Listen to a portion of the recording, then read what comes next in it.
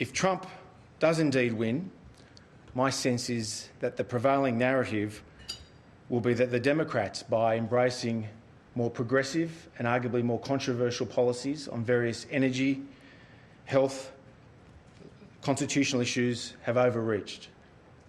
But it is a race that I think is Biden's to lose. And please welcome my colleague, Bruce, to make his statement. Thank you very much.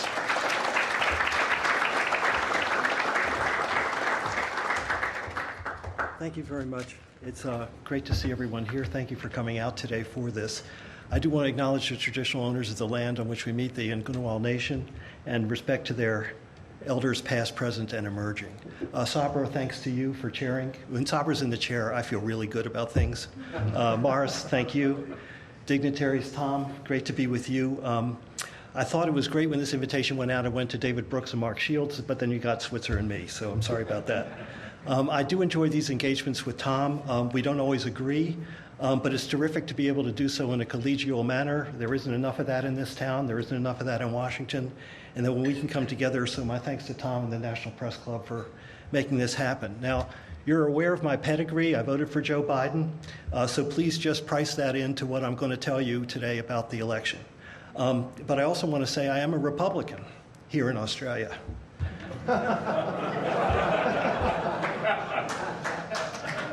What Tom and I want from this session is for you to understand more of what you're seeing. It's complicated, it's important, it's big, and so if you come out with a greater understanding of what's happening and why, we'll feel really good about it.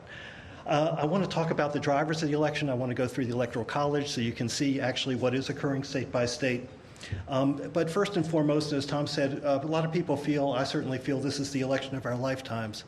And it's important for people here in Australia. It's important across the United States. And everyone, if you're for President Trump, you want him reelected because you want to continue the America First agenda. If you're against him, it's because you believe he's unfit for office and that democracy itself is in peril. And everyone just feels very strongly about that. And you're seeing it in the intensity of the voting and the attention paid to it. I see three major issues in this campaign. First, the pandemic. Did Trump manage it well? Could more lives have been saved? Second, the economy. It's the worst downturn since the Depression. Can you trust President? His record on economic performance was excellent. I mean, if the COVID had not occurred, I think Trump would be a favorite to be reelected. So the question is, from here, do people trust him to restore that, and does he get a boost from it? And third, racial justice. It is a terribly important issue in America. There was another killing of an African American in Philadelphia on Monday night. There's unrest in Pennsylvania. That adds to the volatile mix that's going on in Pennsylvania. But it shows, and it is of great concern to African Americans and people of color, and to increasing numbers of white people in America who understand when they saw George Floyd being killed in 8.5 minutes of video, they said, this is wrong. Something has to be addressed here. Now, on the race where it stands, I just want to go through some polling data, and there's nothing special about it. It's just from reading polls. You can do the same in the Washington Post, the New York Times, Wall Street Journal, and whatever. The fundamentals underpinning where Biden is have been constant since he got into the race. He's been leading since July 2019, and it's 8 to 10 points. It was 11 points in a CNBC poll earlier this morning. And importantly, Biden is over 50% in these polls. That's an important threshold number. Hillary was barely over 50. I think she was in the high 40s against Trump. Biden is leading in every crucial swing state, and is competitive even in Republican states like Iowa, Georgia, and Ohio. It's unclear who has an edge in Florida. Women voters are for Biden over Trump 60 to 35.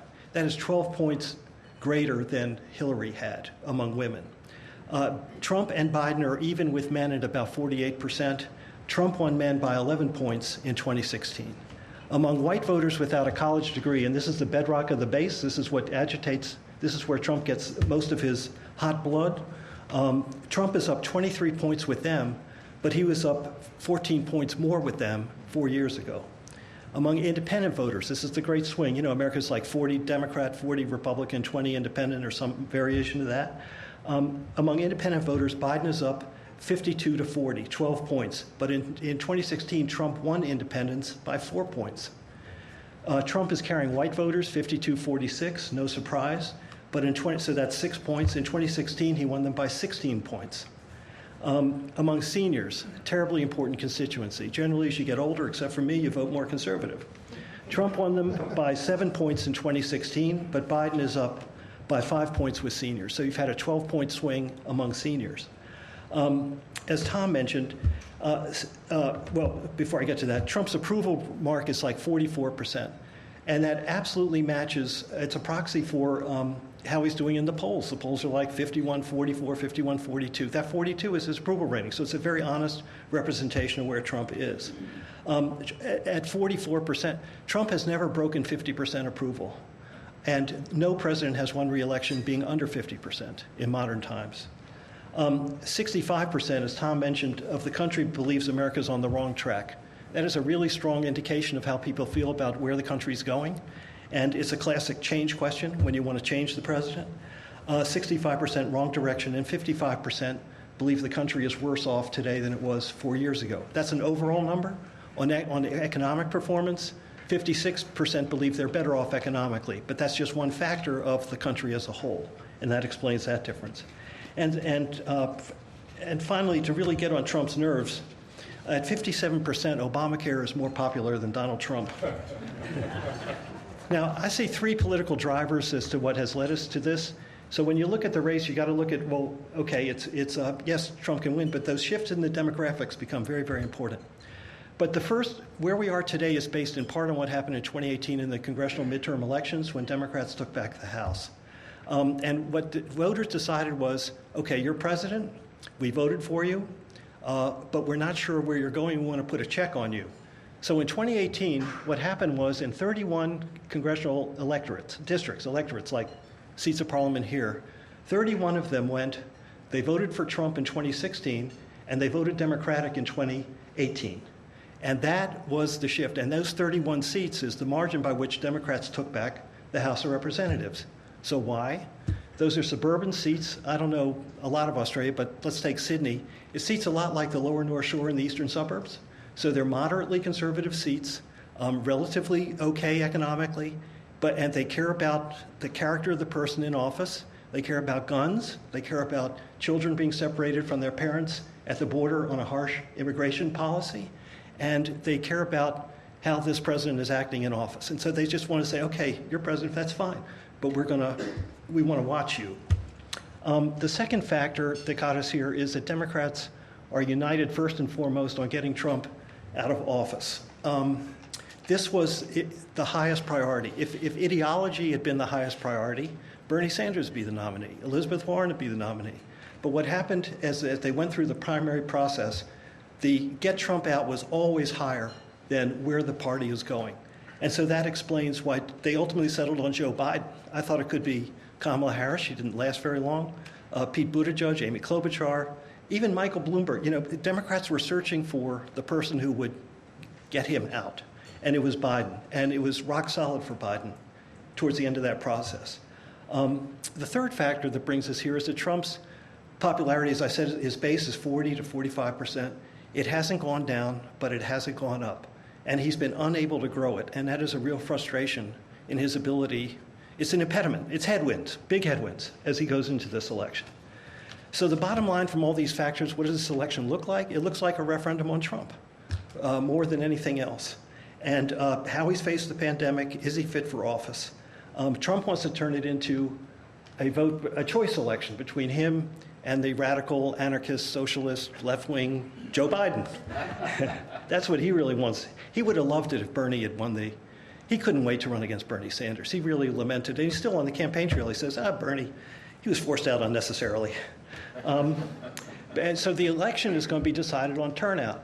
Who votes? I mean, if all of Trump's base vote, if he squeezes he's doing marathon campaigning. I really admire his stamina. I mean, it's really quite something.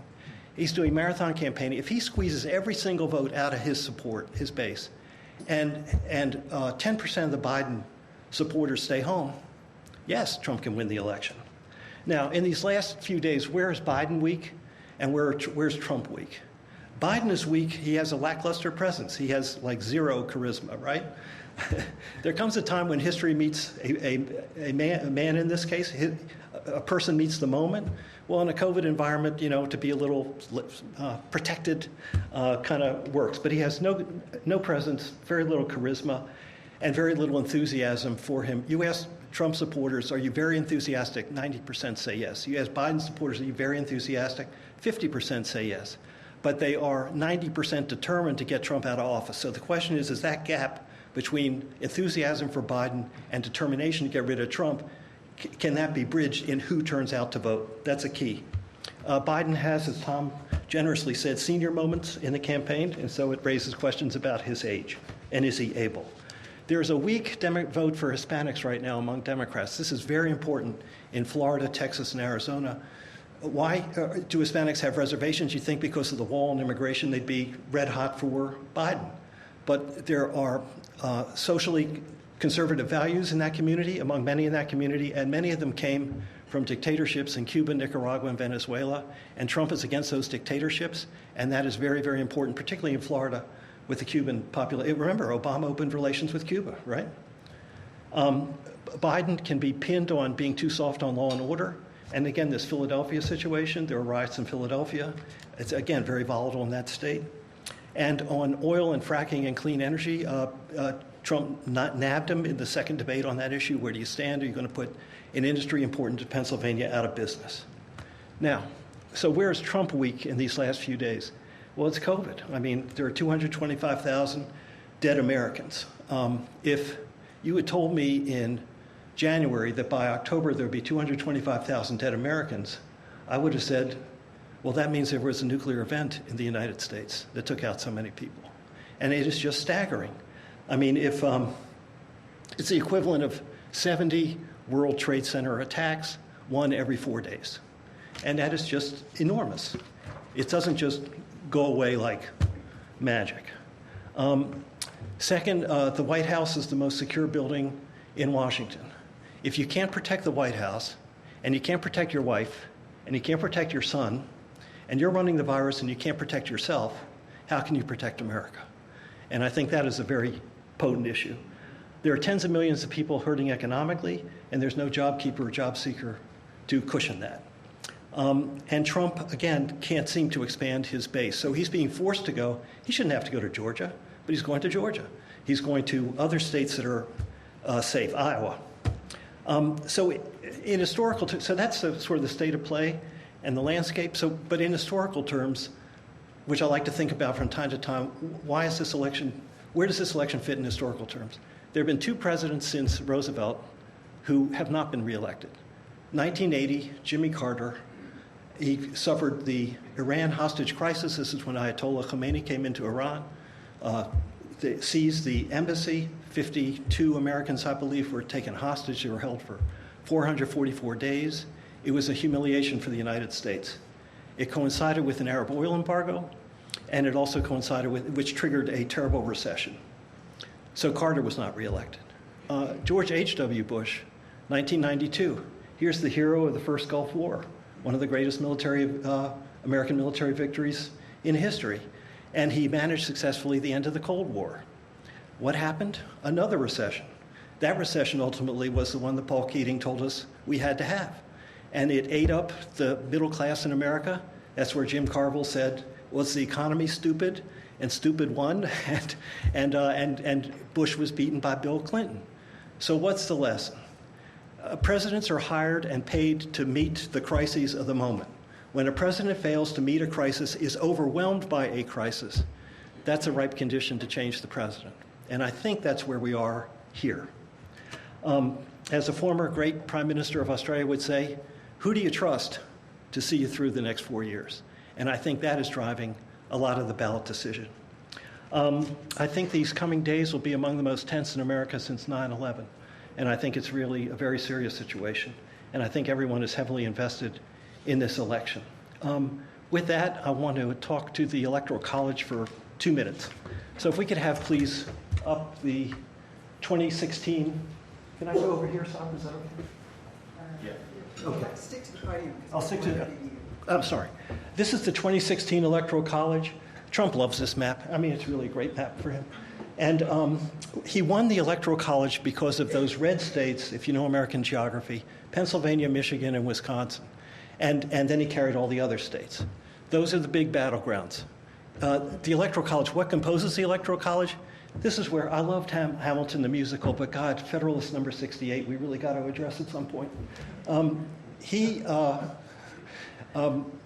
The Electoral College is composed in each state of the number of members of the House of Representatives plus 2 senators. So you can, and so that gives a disproportionate weight to smaller states, less population. It gives them 2 more electoral votes than they'd have just on straight popular election of the president. So you calculate where you're going to campaign to build the states to win a majority, 270 of the 538. 538 is why Nate Silver is so famous. So if you look at that map and just do the math, you have Pennsylvania, Michigan, and Wisconsin. Trump can afford to lose 2 of those 3. If he carries everything else in red, he wins the election. So keep your eye on those 3 states. If he loses all 3 states and keeps everything that he wants, he can't win the election. Let's go to the 2020 map. And just think about all those red states that you're seeing now, and then look at the colors as we go to the 2020 map, just based on recent polling, if we can. Okay. What it shows is that among all those red states south of Pennsylvania, Michigan, and Wisconsin, here we go. Yes. As you can see, they're not red anymore. They're contested. This is why people say that Joe Biden has more of a roadmap to 270 than Donald Trump. He's got to pull an inside straight royal flush. Biden has to, if he can take away, you see, Arizona and Georgia. Where was Joe Biden today? Warm Springs, Georgia, where Franklin Roosevelt had his retreat, where he died in 1945. And to tell Georgians, I'm in the spirit of Roosevelt, and let's bring America together. So if Biden, even if Trump keeps 2 of the 3 in the north, but loses these states, they're very, very hard to make up. If he loses Florida, impossible to make up. If he loses Florida and Pennsylvania, impossible to make up. So that's where, so as you watch the returns next week, just keep your eye on those states, because where they go will determine the outcome. And that's where I wanted to leave it for now, if that's okay. Thank you very much.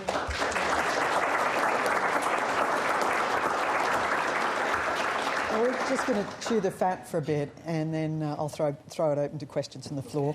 Tom, I'm not sure, I mean, this is one of Trump's, what he's known for, I guess.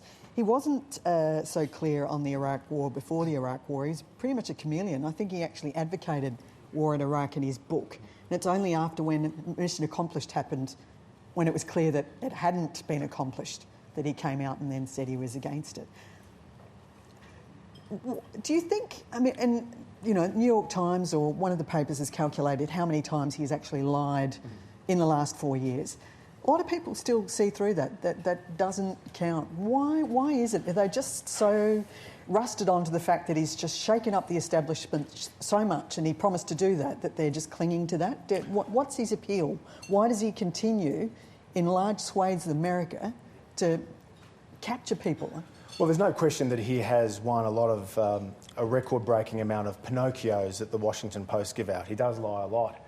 However, I think it's worth bearing in mind that on some key issues he's been remarkably consistent. I mean, he did say before the 2016 election campaign that he would pull out of the Trans-Pacific Partnership. He did say he'd pull out of the Paris Climate Change Accords. And he did say that he'd put in place tax cuts and deregulation that would help kickstart the American economy after a very sluggish recovery following the global financial crisis. He said he'd move the US Embassy from Tel Aviv to Jerusalem. I could give you many more examples. So, you know, politicians are often criticised for not keeping to key election pledges. He's one guy who actually kept to those key issues. Right, Bruce? Yeah, I'd like to say for a guy who's lied 20,000 times, I think he's the most ruthlessly honest politician that America's elected. He has kept with his promises. It's going to be America first. I'm for you. I'm for manufacturing. I'm going to take on China.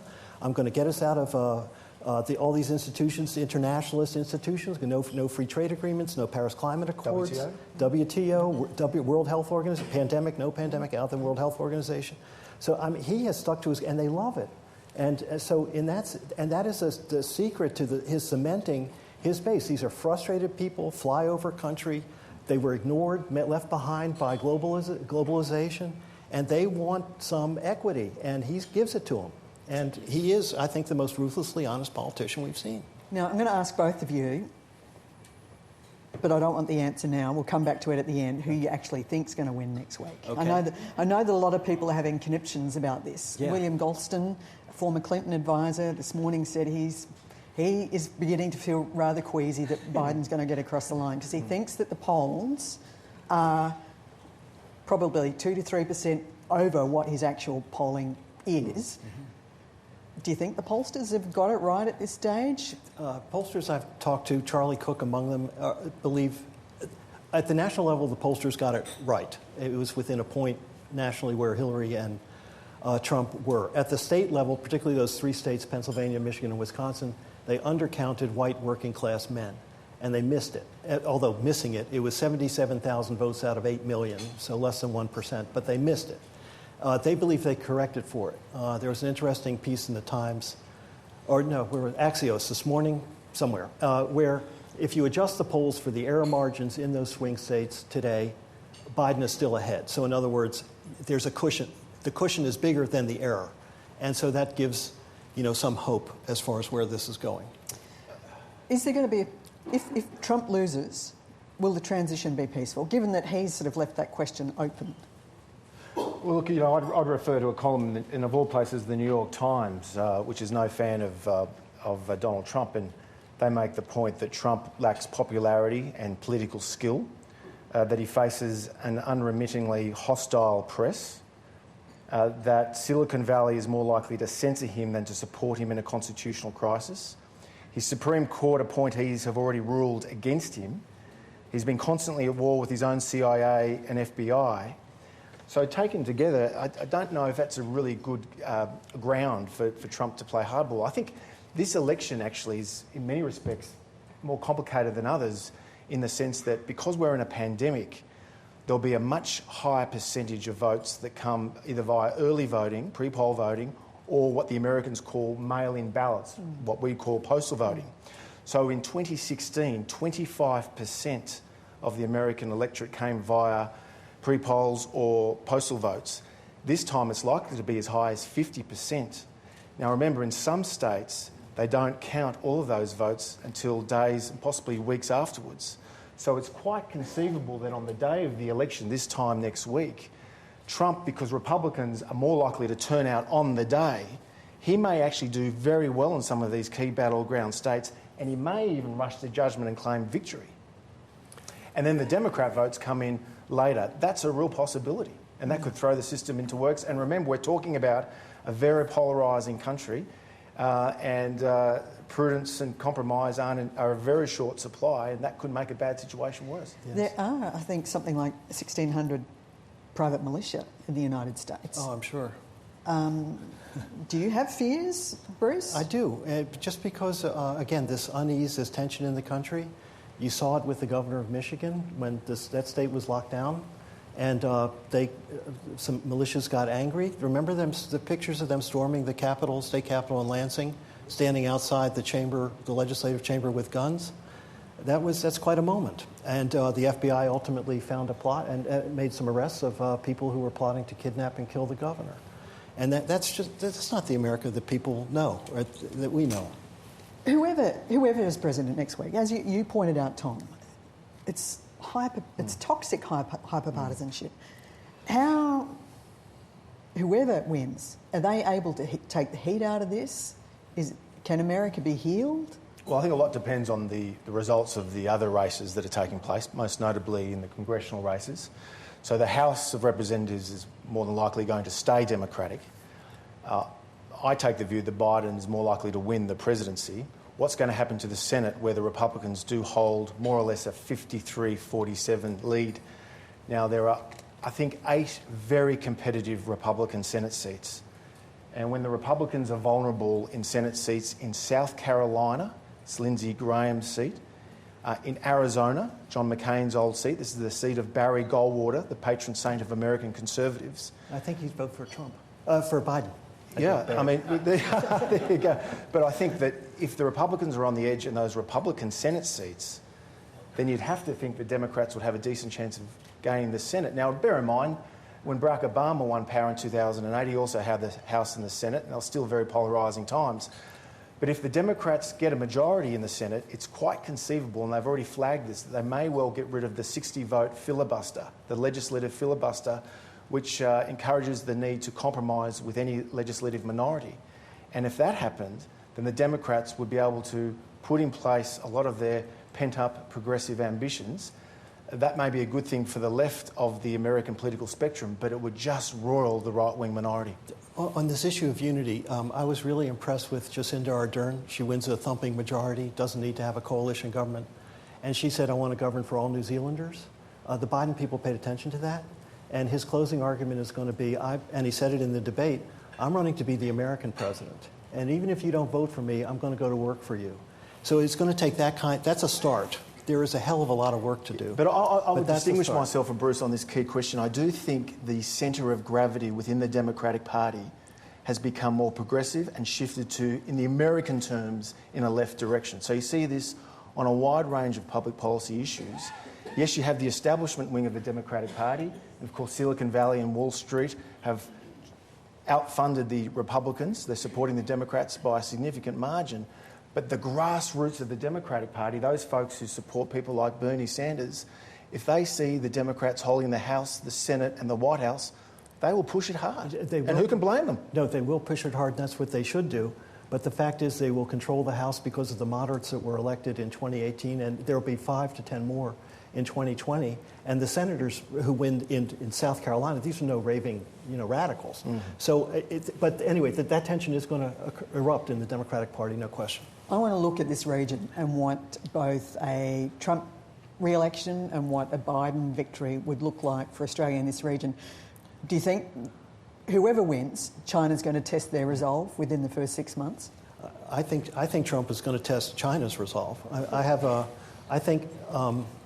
go back to listen, it's hard to psychoanalyze the President of the United States, but when you look at his reaction after he was vindicated in impeachment, there was no magnanimous moment, let's put that behind us and let's come together again. He exacted vengeance on his enemies, and he purged the government of everyone who was for impeachment, and he launched an investigation of the investigators. Now, he believes, according to Bob Woodward, whose source is the President of the United States on tape, that China deliberately inflicted the virus on the world, and not only deliberately inflicted, they did it they closed down, Wuhan in China, and stop people coming into China, but they let people fly out of China carrying the virus. And Trump believes, and Robert O'Brien, the national security, they believe that was deliberate. And so what's Trump going to face if he's reelected? China destroyed my economy and almost destroyed my presidency. And he has been using in speeches over the past several months the word decouple, which means to separate the American economy from the Chinese economy. And I think he will launch vengeance against China to right the balance as to what almost happened to him. We have a Cold War now with China. Well, Tom, I remember, I wasn't around then, but in 1946 in Fulton, Missouri, Winston Churchill says there's a Cold War and an Iron Curtain is descending over Europe. And here, there's a silicon curtain descending over the Asia-Pacific. It's no longer a World Wide Web. We got a China web and a U.S. web. We got 2 phone systems, 2 social media platforms.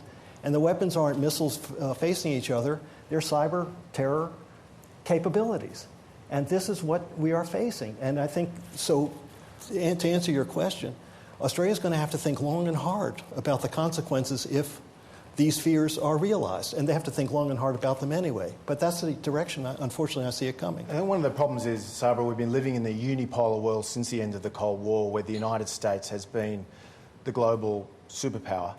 And we never thought that, with globalisation and economic interdependency, that great power competition would resume, especially in our own neighbourhood. But the cold, hard reality is that as China rises as a great power, its definition of its national interests will grow, and it is already seeking a sphere of influence in areas on which its future prosperity and security depend. And the problem for China, of course, is that the United States is the reigning hegemon, and it doesn't tolerate peer competitors, and it will go to great lengths to stop China from dominating East Asia.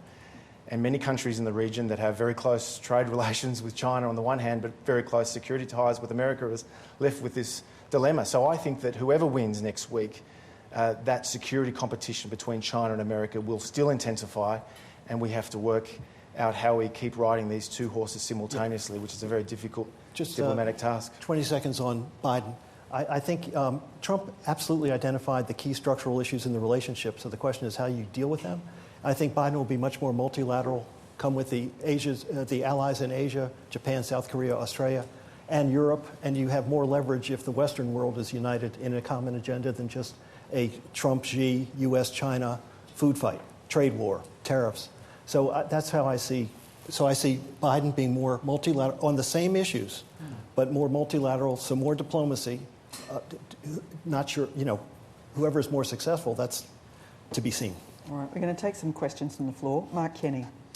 G'day, Mark Kenny from the ANU and also from Democracy Sausage and the Press Club Board, indeed. I'd like one of those. I noticed a couple of you made the point, whoever's president next week, and it just reminds us that we know who's president next week no matter what, and to use an American term, it is, as we're seeing through all of what you were saying today and what we're learning through this whole process, an absolutely cockamamie system that they have in the US. Democracy at so many levels seems to be playing second fiddle to the politics, and it's really a concern. I wonder if I could get your thoughts on two things, very quick thoughts. Was it a mistake? You mentioned, Bruce, for example, the impeachment of Donald Trump. Was it a mistake to do that without the numbers in the Senate? And secondly, if Joe Biden loses, was his age a factor? If Biden loses, it'll be because his voters did not turn out. His age is a partial factor, but it's not. People who have seen him in the debates, we all saw him in the debates and on the campaign trail, he's generally fine. And that doesn't give everyone a high degree of confidence. He's not JFK or anything, but they think he's okay. On the impeachment question, I was really looking forward to finding out if impeachment would have hurt the Democrats for doing it. The conventional wisdom was impeachment hurt the Republicans against Bill Clinton. Last time I checked, they kept the House, they kept the Senate, and they won 2 terms in the White House after impeaching Clinton. So anyway, we will never know. But of the 31 Democrats elected in those Republican seats to put a check on Trump, 29 voted to impeach, and they're all going to get reelected. So they don't believe there was a political cost for calling a man unfit for office for involving a foreign power to take out a political opponent in a presidential campaign. I think the base of the Democratic Party has never really accepted the legitimacy of Donald Trump as president, and many of them have been keen to impeach him from the outset. Now, as you know, from the outset, it was clearly the Russiagate issue that they tried to get him on. And then when Mueller, the special investigator, found no evidence to link the Trump campaign with collusion, he left the question of obstruction of justice open. They then turned their sights on a genuine mistake that the president made over Ukraine. But of course, they didn't get the numbers in the Senate. I do have a prediction to make. If Trump is reelected, Democrats keep the House, they will impeach him again. Just, What's the subject, though? It doesn't matter. when Abuse Trump, of power. when Donald Trump became president, there were many Republican Party elders who said, don't worry, the party establishment will knock off those edges, will make sure that, the excesses won't come to show. That never came to pass. What happens if he loses? What happens to the party, Tom? It's a very good question, Tarbara, and opinion does vary. I don't think the Republican Party, unfortunately, from my own perspective, can go back to its Reaganite roots. That is, a party of free trade, outward-looking foreign policy, pro-immigration, and free markets generally. I don't think that Republican Party exists anymore. Trump has made it more populist, more nativist, more protectionist. And there was a very good article in the Wall Street Journal recently by Bobby Jindal, who's a former governor of Louisiana, Indian American who campaigned against Trump in 2016 for the party's nomination. And his argument is that the party of Reagan is now the party of Trump. And when Trump leaves the scene, the Republican Party is bound to still more or less keep faith with his policy agenda.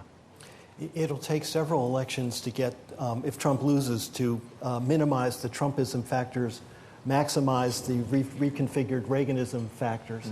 It took 3 losing campaigns by Democrats to go ultimately to Bill Clinton in 1992. So defeat is character building. Peter Hartcher. Thanks, gents, for a very interesting chat. You've both touched on the dire state of democracy in the US at the moment. Couple of points on that for you, please. with a president who goes into an election refusing to commit that he will respect the outcome, do you agree, and Bruce, you touched specifically on the people who think in the US, Democrats in particular, think that democracy itself is at stake. Yes. Do the two of you agree that democracy itself is on the ballot and that a Trump re-election could endanger the very existence of democracy in the US? And the second one, yes. Because everybody's very down on the state of democracy for good reason in the US, the counter-cyclical question I have for both of you is there anything left in American politics or democracy that we can admire or aspire to? I got to think on that one. That's why I put it second. Peter, you've written eloquently about the subject in your column in the Sydney Morning Herald, and I share your concerns, but I think there's always a danger in overstating the extent to which Trump threatens democracy in America. When he became president, the Washington Post put on its masthead, "Democracy dies in darkness." And there was a genuine fear in left liberal circles that Trump was going to become more autocratic in power. But let's be frank, the constitutional checks and balances, in the United States, it's not just the executive branch, it's also the judiciary and the legislative branch. Even with the Republicans controlling both chambers of Congress, Trump still couldn't get rid of President Obama's healthcare legislation. He couldn't build a wall. He was rejected in the courts on various immigration issues.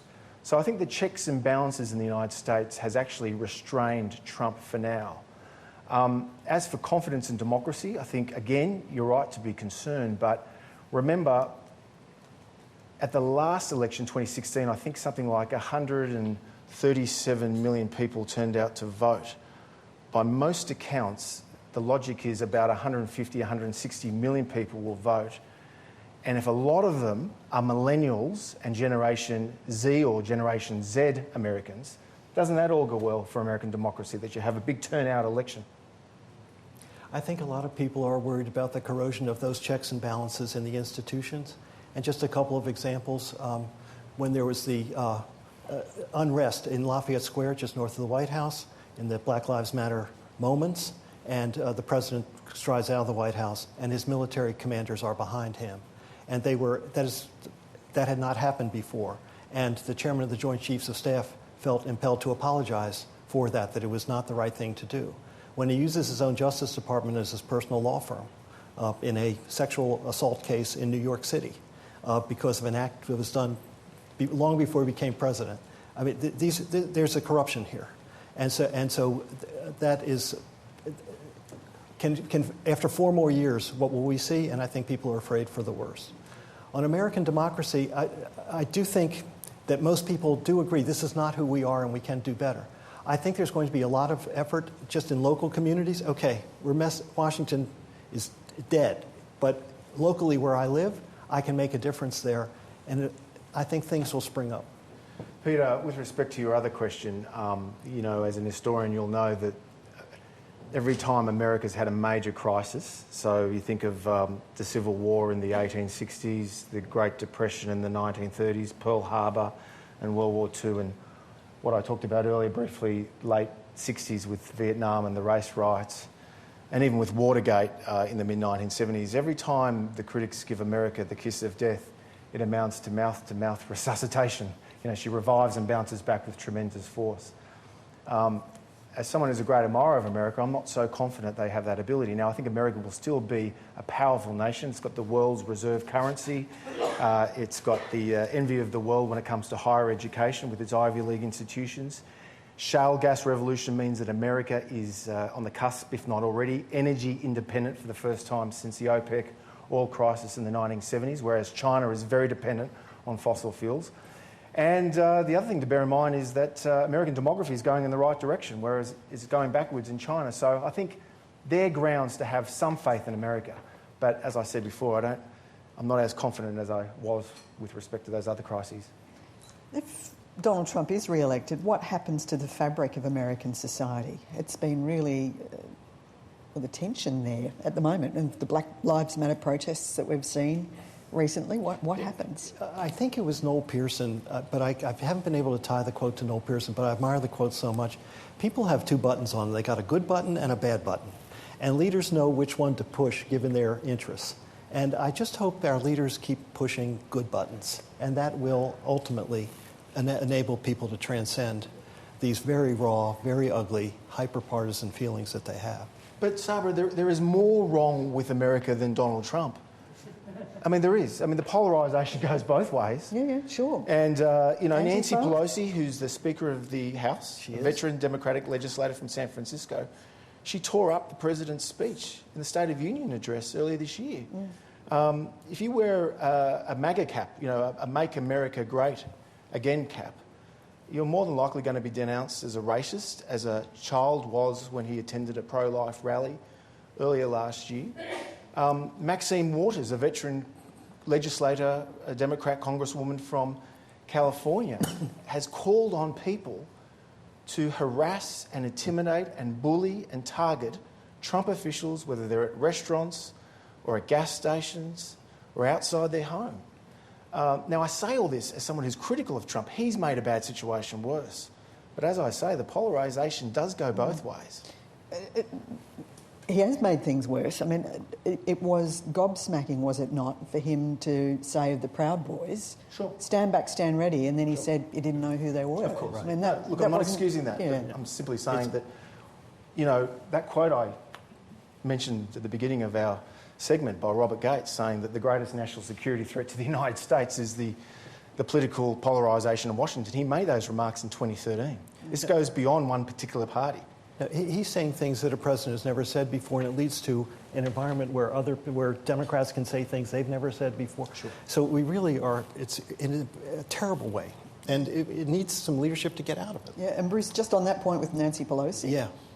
In hindsight? She's very proud of that moment. So the president has not spoken to Pelosi in a year. There are tens of millions of people who are suffering economically, as are people here, and they need economic relief. They can't even meet in a room to work it out. And that's how just awful and dysfunctional the system is right now, and it's really bad. I'm sorry I don't have more hope immediately on it. Simon Groves, Canberra here. My question goes to what you've just been talking about, but coming through the prism of kids in America. I'm going to challenge you to imagine you're a 13-year-old American who has come to political consciousness in the 4 years of Donald Trump.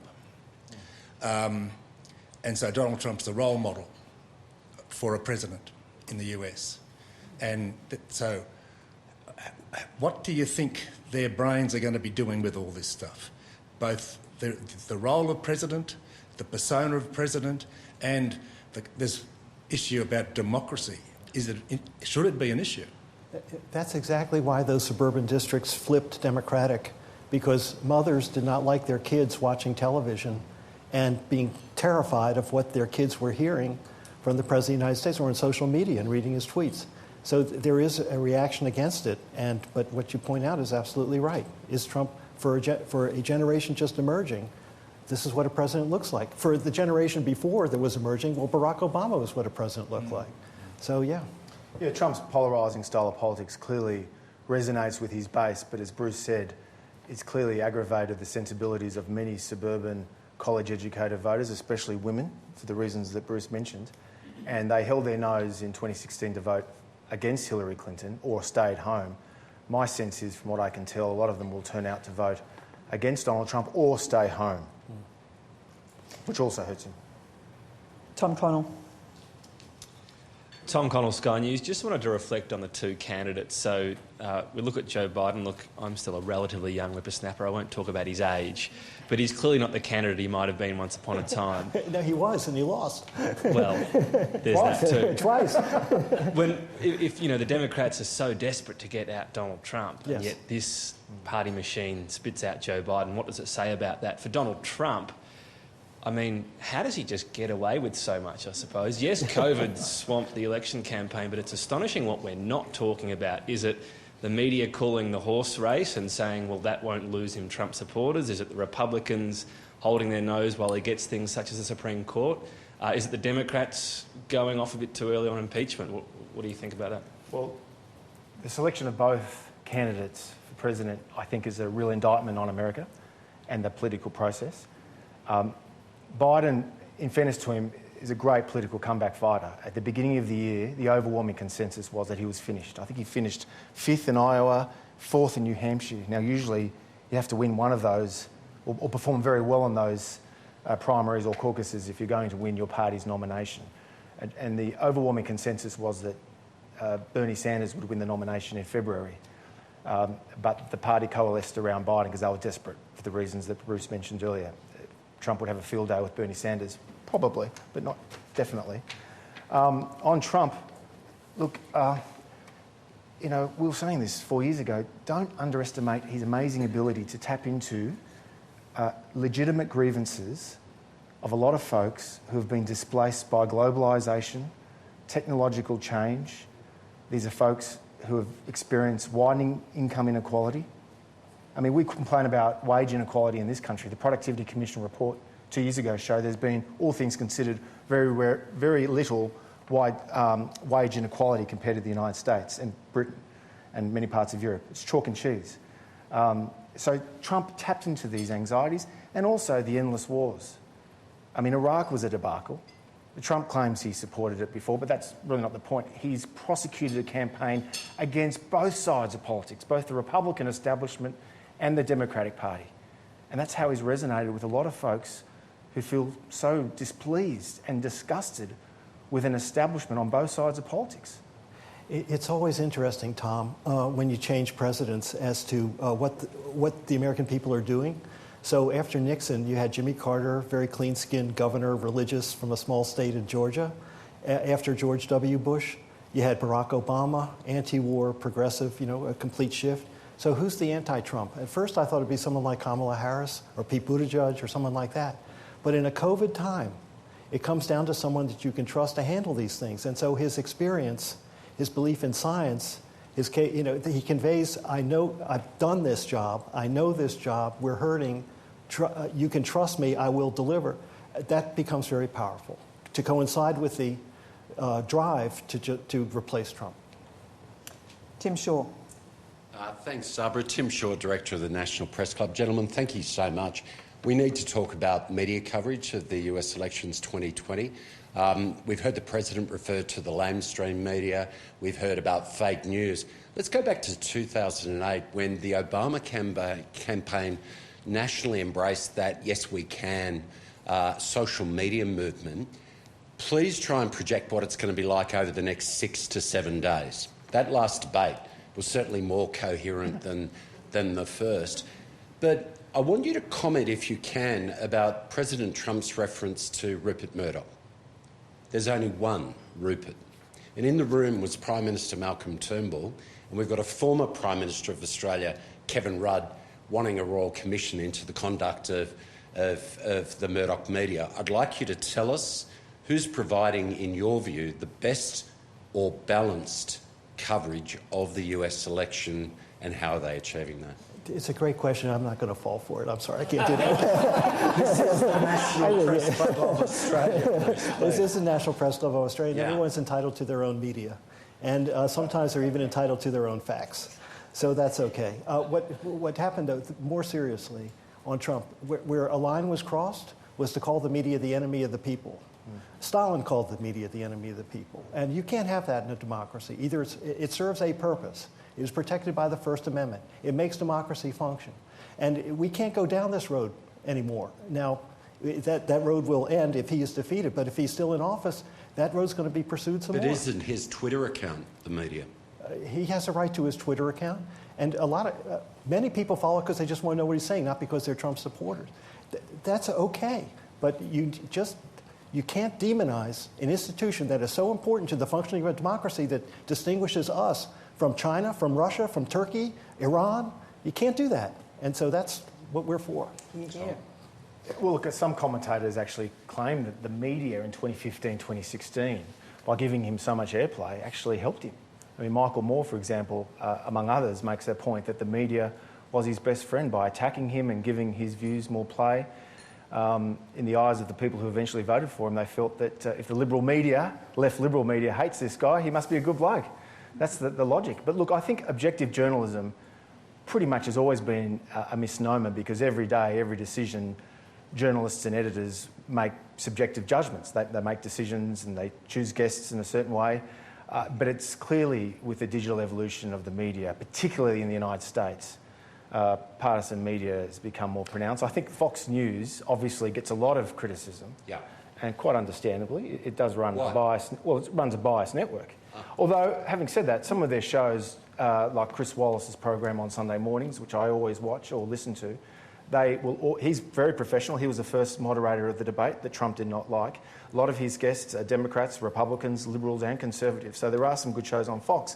But there are a lot of very left-wing partisan shows in other media outlets like MSNBC and CNN. So this is reflecting the partisan makeup of the country. But I do think that the media, by and large, in the Trump era, has been very anti-Trump. And he's brought it on himself, admittedly, but it has been anti-Trump. Social media fractionates audiences in the country and so forth, and the media has done more of that. When Nixon was facing impeachment, when CBS, NBC, ABC, the Washington Post, New York Times, the LA Times said, "You're out," he was out. That doesn't happen anymore. There is no one monolithic consensus of media opinion. Nixon would have survived impeachment in this world. Thank you. Nick Stewart. Thanks very much for a terrific speech. I'm wondering, let's assume the polls are correct and we wake up and Joe Biden has, maybe through late votes or whatever, won the election. What does it say about the Democratic Party, the party that's meant to be speaking for the average American, that they just haven't enthused ordinary white American uneducated males in particular? Why have the Democrats failed to be able to create an inclusive program that can inspire people like this? Well, I would say a lot of it has to do with the intellectual currents in left liberal circles. I think things like cancel culture, identity politics, they're far more pronounced in the United States than they are here. So classic cases in point is the intolerance on university campuses. If you're a conservative and you're going to even an Ivy League university to give a keynote address, more often than not, you'll need security detail. In Australia, that would never happen, not yet. Cancel culture. A senior Boeing executive was recently forced to resign on the back of a nasty Twitter campaign because of an article that he'd written in 1987. I think he was at university, and the article was saying that women should not serve in military combat. Now, that was the mainstream view in those days, but he was forced to resign over that. A University of Chicago economist was forced to resign from the Federal Reserve of Chicago for tweeting that Black Lives Matter have shot themselves in the foot by supporting calls to defund the police. Now, these are legitimate views, but because of this angry cancel culture, which the Democrats don't condemn, they embrace identity politics, that upsets the sensibilities of a lot of those white working class folks that Trump's managed to tap into. You blame the left, effectively, for alienating? Well, I think there's a few factors. There's obviously the cultural aspect, like identity politics, but also globalisation. A lot of these folks have been losers in the new globalisation. They've been displaced by technological change. You know, Joseph Schumpeter, the great Austrian economist, talked about creative destruction of capitalism. Well, these folks are the losers in the destructive parts of globalisation. And the Democratic Party, for many decades, has been the party of free trade and globalisation. So is the Republican Party, by the way. But Trump wasn't. That's why he won over those folks. Let's remember that Hillary did win more votes. The whole country didn't go Trump. Hillary did win 3 million more votes than Trump. Biden will win at least 5 million more votes than Trump next week. So that has to be kept. Working class folks in those Rust Belt states. No, but in the demographics I ran through, a third of them have come back to Biden. Yeah. So there is erosion from that non-college educated white working men from Trump. He still has most of them, but not all of them. All right, we're just about at time, so this is the crucial question. Who's going to win? Well, you know, I'm still atoning for 2016. Every day for me is Yom Kippur, okay? And not that I'm counting the days, but I have the figure right here. It's been 1,449 days since the last election. I believe Biden should win. I believe he's likely to win, but I can't guarantee that he will win. Yeah, I think the Democrats will keep this House. There's a very good chance they'll win the Senate, and I think Biden will win, but it's conceivable that the election result may not be known for a week. And I should stress, analysis is not endorsement, Sabra. Gentlemen, thank you both. I think it says something about us, Australia, that we can have this conversation in a peaceful way. It's great. Thank you both for coming to the Press Club today. Thank you, Sabra.